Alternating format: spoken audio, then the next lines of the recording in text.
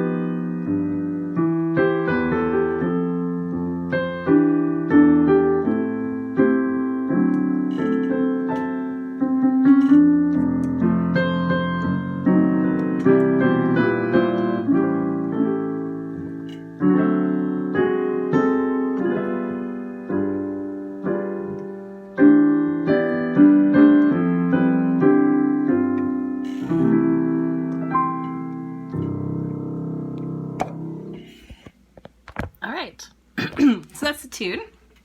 So 1946, and you can kind of hear the influence of this era, especially in the harmony of the bridge. I think it's a little bit more sophisticated than some of the straight ahead, more diatonic chord changes that you heard in the 20s and 30s. I mean, it was evolving towards this, and not every tune fits that profile, but I think that's a really telltale thing that this was written a little bit later than a lot of the other music in the traditional jazz repertoire.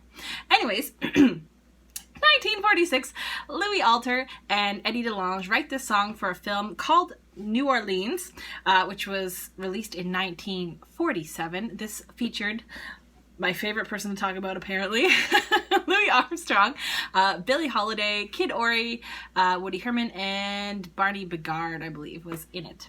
And DeLange also wrote the lyrics for Moonglow, In My Solitude, or just Solitude, and Darn That Dream.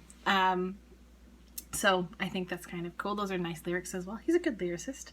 The nice little tidbit of this tune that I think is quite funny is that in 1976, Al Rose, who was a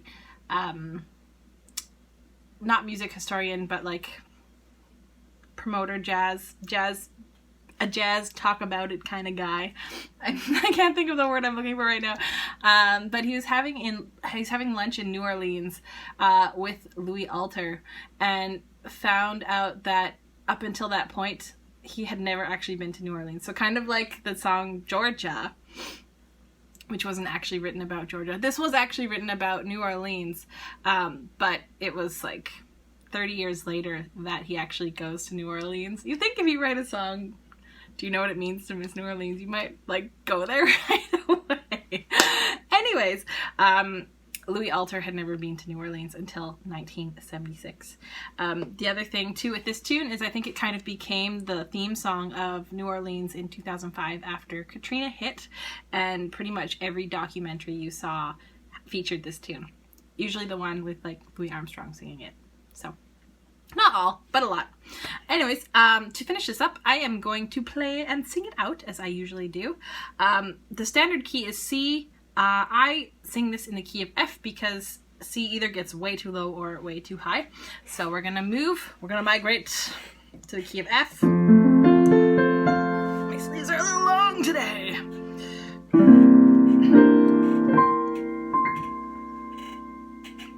Creaky, creaky. Do you know what it means? Turn it down a little bit. To miss New Orleans, to miss it each night and day. I know I'm not wrong. The feeling's getting stronger the longer I stay away. Miss the moss covered by the tall sugar pines, where mockingbirds used to sing. I'd love to see the lazy Mississippi hurrying towards spring. The moonlight on the bayou, a Creole tune that fills the air. I dream about magnolias in bloom, and soon I'm wishing that I was there. Do you know what it means to miss New Orleans when that's where you've left your heart? There's one thing more, I miss the one I care for more than I miss New Orleans.